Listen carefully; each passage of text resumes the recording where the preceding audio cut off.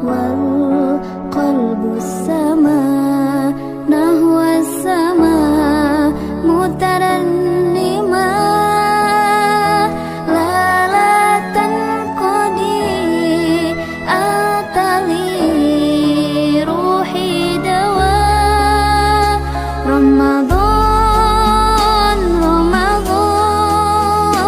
رمضان يا حبيب رمضان رمضان ليتك دوما قريب.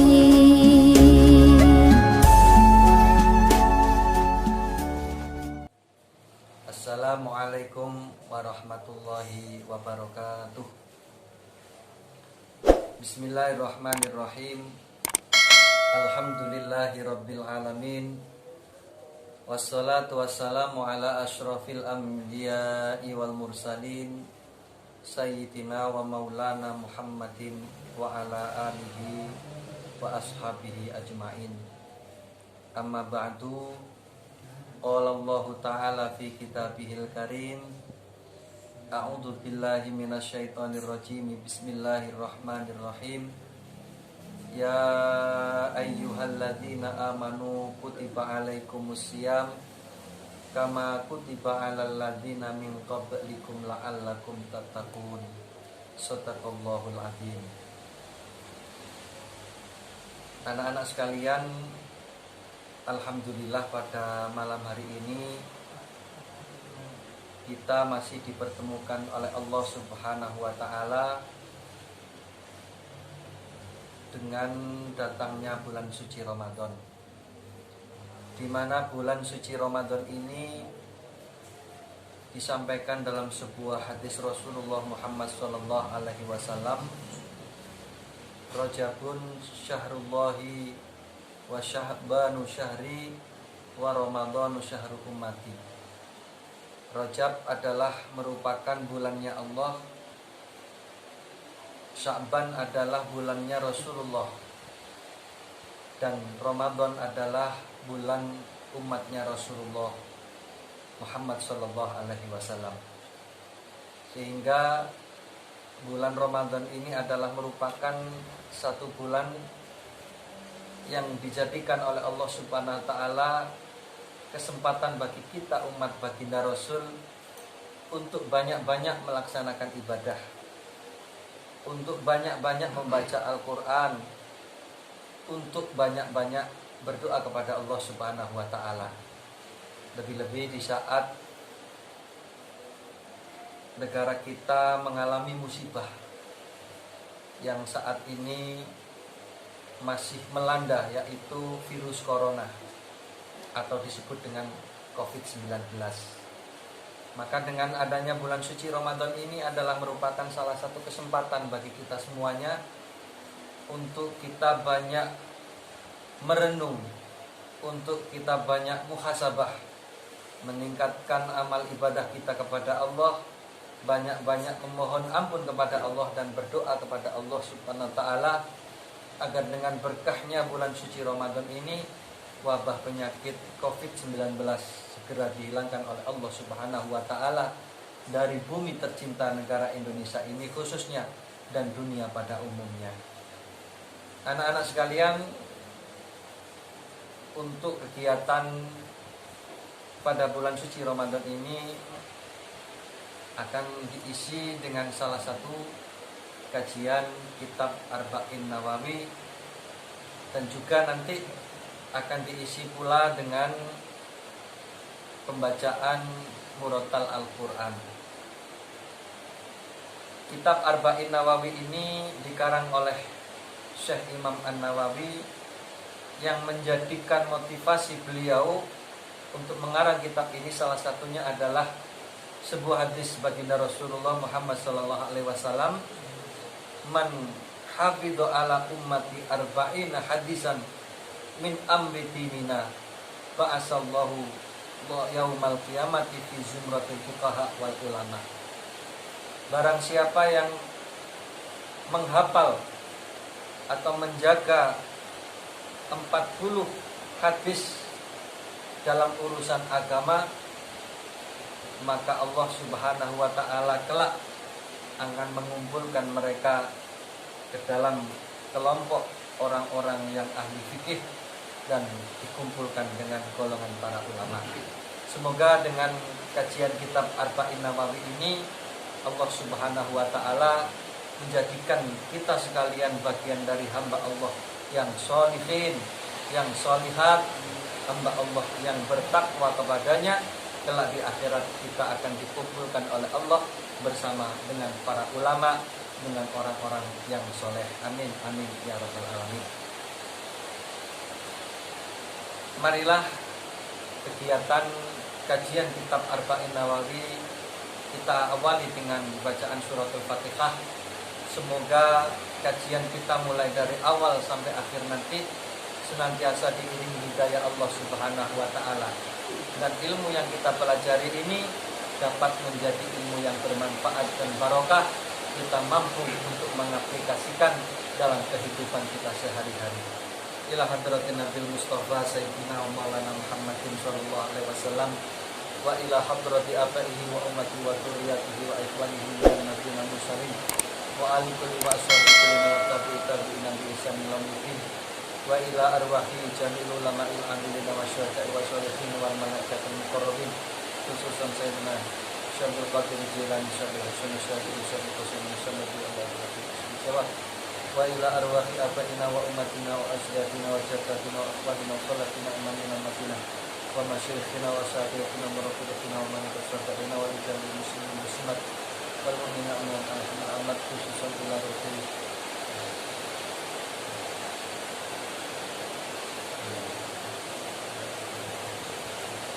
wa barakatuhu bihum wa khususan khosatan ila rusul syahna wa usul rasul zaman tersebut dan amin syai'ilahumul fatihah.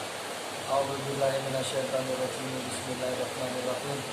Alhamdulillahirabbil alamin arrahmanir rahim maliki yaumiddin. Iyyaka na'budu wa iyyaka nasta'in ihdinas siratal mustaqim siratal ladzina an'amta 'alaihim ghairil maghdubi 'alaihim waladdallin. Bismillahirrahmanirrahim. Al hadisul awalu utawi iki iku hadis kang awal an Amiril Mukminina Abi Hafsin Umar bin Khattab radhiyallahu an, saking Amirul Mukmin Abi Hafs Umar bin Khattab radhiyallahu an. Qala dawuh sapa Amirul Mukminin, sami'tu midanget sapa ingsun Rasulullah sallallahu alaihi wasallam ing Rasulullah sallallahu alaihi wasallam yaqulu kali dawuh sapa Rasulullah sallallahu alaihi wasallam, innamal a'malu angin pestine utawi pira-pira amal iku binniyati kelawan pira-pira niat, wa innama likulli imri'in lang angin pestine iku kedue saben-saben awak-awakan ma utawi perkara nawa kang niat sapa imri'in ing ma. Paman mongko utawi sapane wong iku kanat ana apa hijratuhu hijrahe man iku lidun ya krana dunya yusibuha mongko perkoleh sapa man ing dunya awim raatin utawa krana wong wadon yang kihuha kang bakal nikahi sapa man ing imro'ah fajratuhu mongko utawi hijrahe man iku ilama marang barang hajaro kang hijrah sapa man ilaihi maring ma. Rawahu ngriwayatake ing iki hadis sapa Imamul Muhaddisin, imame pira-pira ahli hadis Abu Abdullah Muhammad bin Ismail bin Ibrahim bin Mughirah bin Barid Dizbah al-Bukhari wa Abu Husain Muslim bin al-Hajjaj bin Muslim al-Qusairi an-Naisaburi fi sahihaihima. Hadis yang pertama ini diceritakan dari sahabat Umar radhiyallahu anhu. Beliau pernah mendengar Rasulullah Muhammad sallallahu alaihi wasallam bersabda, sesungguhnya amal perbuatan manusia itu bergantung kepada niatnya. Jadi seluruh amal ibadah yang kita lakukan itu semuanya ditentukan oleh niat tersebut. Sehingga seseorang itu akan mendapatkan sesuai apa yang diniatinya itu. Barang siapa yang niatnya itu karena dunia, maka dia akan mendapatkan dunia tersebut. Kalau niatnya itu karena seorang perempuan yang akan dinikahi, maka dia akan mendapatkan perempuan itu. Akan tetapi kalau dia itu niatnya karena Allah dan utusannya, maka tentu apa yang dilakukan itu akan mendapatkan pahala dan ridho dari Allah Subhanahu wa Ta'ala. Ini adalah merupakan sebuah hadis yang pokok, sebuah hadis yang nilainya sepertiga dari urusan agama. Bahkan Imam Syafi'i mengatakan ada 70 persoalan agama yang kembalinya kepada hadis innama a'malu binniyat. Karena ya memang kita pahami dan kita ketahui bahwa apapun yang kita lakukan sebetulnya ya bergantung kepada niat kita itu. Kalau kita melakukan satu amal ibadah yang mungkin kelihatannya amal ibadah baik, tapi kalau niatnya itu tidak baik, maka tentu amal ibadah yang kita lakukan itu di sisi Allah Subhanahu wa Ta'ala tidak ada nilainya. Karena amal ibadah yang dinilai oleh Allah Subhanahu wa Ta'ala yaitu amal ibadah yang mana kala kita lakukan hanya karena Allah Subhanahu wa Ta'ala. Termasuk salah satu diantaranya seperti kita mencari ilmu. Kalau kita mencari ilmu sementara tujuan kita mencari ilmu itu bukanlah karena Allah, maka niatan yang kita lakukan itu tidak akan mendapatkan apa-apa. Sehingga oleh Syekh Imam Az-Zarnuji di dalam kitab Ta'limul Muta'alimnya beliau katakan bahwa kalau kita thalabul ilmi, mencari ilmu, niat yang harus kita tata di dalam diri kita adalah yang pertama adalah ridho ilah. Bila mencari ilmu itu niatannya adalah untuk mengharapkan ridho Allah Subhanahu wa Ta'ala. Jangan diniati untuk yang macam-macam. Mencari ilmu niat agar supaya kaya. Mencari ilmu agar supaya kita menjadi seorang pejabat besar atau pejabat tinggi. Mencari ilmu agar kita menjadi orang yang terkenal. Maka niatan-niatan yang seperti itu salah. Niatan yang tidak benar. Harus diniati ridho ilah karena untuk mencari ridho Allah Subhanahu wa Ta'ala. Yang kedua, kita niati liizalatil jahli, karena kita ingin menghilangkan kebodohan yang ada dalam diri kita. Sebab menjadi orang bodoh, menjadi orang yang tidak berilmu, maka tidak ada gunanya dalam kehidupan. Sebab orang yang bodoh tidak akan dapat kita manfaatkan. Sementara Rasulullah bersabda dalam sebuah hadisnya, khairun nas anfa'uhum linnas. Sebaik-baik manusia adalah orang yang paling bermanfaat bagi manusia. Oleh karena itu, jangan sekali-kali kita berkeinginan untuk menjadi orang yang bodoh. Masa ada di antara kita punya cita-cita, saya kelak kalau dewasa ingin jadi orang yang paling bodoh di dunia ini? Kan ya lucu. Mesti pengen jadi orang yang berilmu, pengen jadi orang yang dapat memanfaatkan ilmunya. Sekecil apapun ilmu yang kita miliki, upayakan ilmu itu bisa kita manfaatkan untuk orang lain. Bahkan mungkin kita mengajari anak membaca Al-Quran, kita mengajari anak membaca alif, ba, atau membaca huruf hijaiyah, mengajarkan ilmu agama yang paling dasar pun itu adalah sesuatu hal yang paling bermanfaat bahkan dalam kehidupan kita. Yang ketiga, kita niati lisa'airillah atau li'i'la'i kalimatillah. Syekh Az-Zarnuji mengatakan mencari ilmu itu diniati untuk mengangkat agama Allah Subhanahu wa taala, memuliakan agama Allah Subhanahu wa taala. Karena dengan adanya ilmu yang kita miliki, maka Islam akan tetap terangkat derajatnya, Islam akan jaya selama-lamanya. Sehingga dikatakan subhanul yaum rijalul ghad. Pemuda saat ini adalah pemuda masa depan.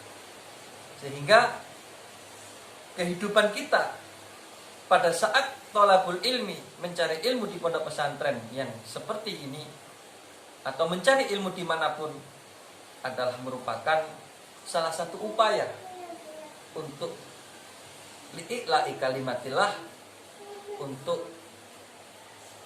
mengangkat dan memuliakan agama Allah Subhanahu wa taala. Sehingga dengan niatan itulah ilmu yang kita miliki akan dapat menjadi ilmu yang bermanfaat, akan menjadi ilmu yang barokah. Kalau kita salah dalam menuntut ilmu, maka hati-hati, karena di dalam sebuah hadis yang diceritakan dari Imam At-Tirmidzi radhiyallahu an, beliau katakan, man talabal ilma liyujariya bihil ulama aw liyumariya bihi sufaha wa yasrifa bihi wujuhan nas ilah adkhalahullahu nar. Barang siapa yang mencari ilmu tujuannya adalah agar menjadi orang yang tenar, agar menjadi orang yang terkenal. Mencari ilmu tujuannya hanyalah berdebat untuk dengan orang-orang yang bodoh, atau tujuannya agar disuka, dicintai oleh manusia, maka Allah Subhanahu wa taala akan memasukkan dirinya dalam api neraka. Ini adalah merupakan satu perhatian bagi kita semuanya. Kita tata niat kita di dalam mencari ilmu, di dalam melakukan ibadah, karena dengan menata niat kita itu, maka insya Allah apa yang akan kita dapatkan akan menjadi ilmu yang bermanfaat, ilmu yang barokah. Kehidupan kita pula akan menjadi kehidupan yang barokah.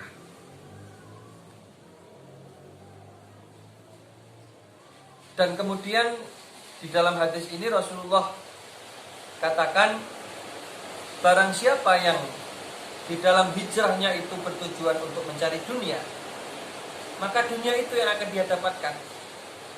Dan barang siapa yang tujuan hijrahnya karena seorang perempuan, maka dia akan mendapatkan perempuan itu.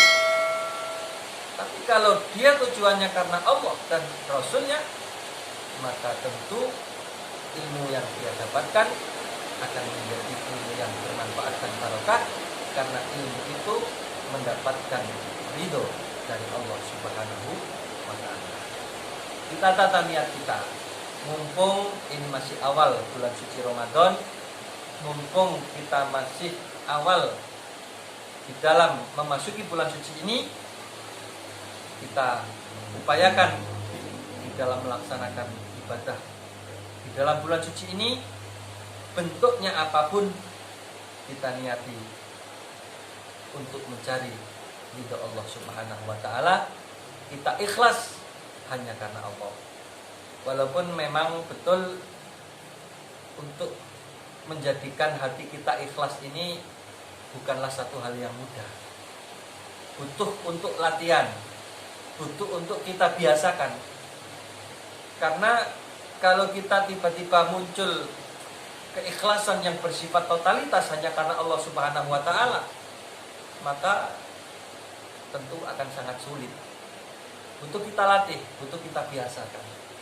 Kalau kita latih, kita biasakan untuk ikhlas karena Allah Subhanahu wa Ta'ala, maka nanti pada akhirnya tanpa terasa kebiasaan-kebiasaan baik yang kita lakukan itu tendensinya ya tidak lain tidak bukan hanya karena Allah Subhanahu wa Ta'ala. Walaupun menurut Syekh Muhammad bin Ismail bin Said Asy-Syafi'i di dalam kitabnya, beliau mengatakan bahwa ikhlas itu dibagi menjadi 3. Tingkatan yang pertama, ikhlas itu hanya karena Allah Subhanahu wa Ta'ala, tanpa ada niatan apapun kecuali hanya karena Allah. Embel-embel dari perbuatan yang dia lakukan tidak ada,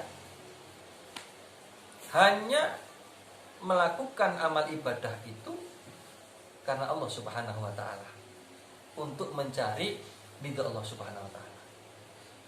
Jadi dia lakukan sholat ya karena Allah. Dia memberikan sedekah ya hanya karena Allah. Dia membayar zakat ya hanya karena Allah. Dan dia melakukan apapun ya hanya karena Allah saja yang menjadi tujuan. Ini adalah tingkatan ikhlas yang paling tinggi, atau yang pertama.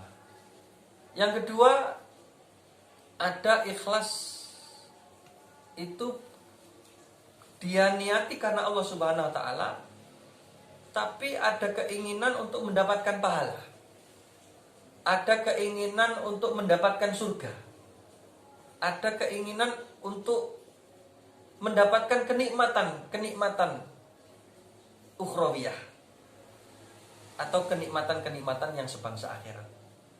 Jadi melakukan sholat ya karena Allah Subhanahu wa Ta'ala, tapi ada embel-embelnya untuk mendapatkan pahala. Dia membaca Al-Quran karena Allah Ta'ala, tapi ada harapan mendapatkan pahala.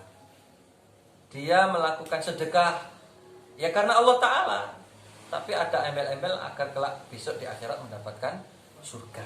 Ini tingkatan ikhlas yang kedua. Ada tingkatan ikhlas yang ketiga.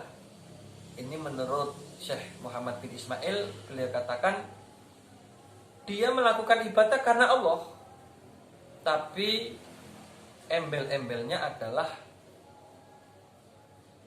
di samping karena Allah Subhanahu wa Ta'ala, ada keinginan-keinginan untuk mendapatkan kemuliaan di dunia. Ada keinginan-keinginan untuk menjadi orang kaya. Ada keinginan-keinginan untuk diperlancar usahanya. Nah, ini tingkatan ikhlas yang ketiga. Seperti contoh misalkan kita melakukan sholat duha dengan sungguh-sungguh. Ini kan niatannya karena Allah Ta'ala. Tapi kan ada juga niatan agar melakukan sholat duha ini Allah Subhanahu wa Ta'ala memberikan rezeki yang lancar, atau memberikan usaha yang mudah, atau melakukan sholat hajat. Ini tujuannya ya karena Allah Ta'ala, tapi di sisi yang lain dia punya keinginan agar mendapatkan kemudahan-kemudahan di dalam melakukan aktivitas yang sebangsa dunia. Ini beliau katakan termasuk bagian dari ikhlas, tapi ikhlas yang tingkatan nomor 3.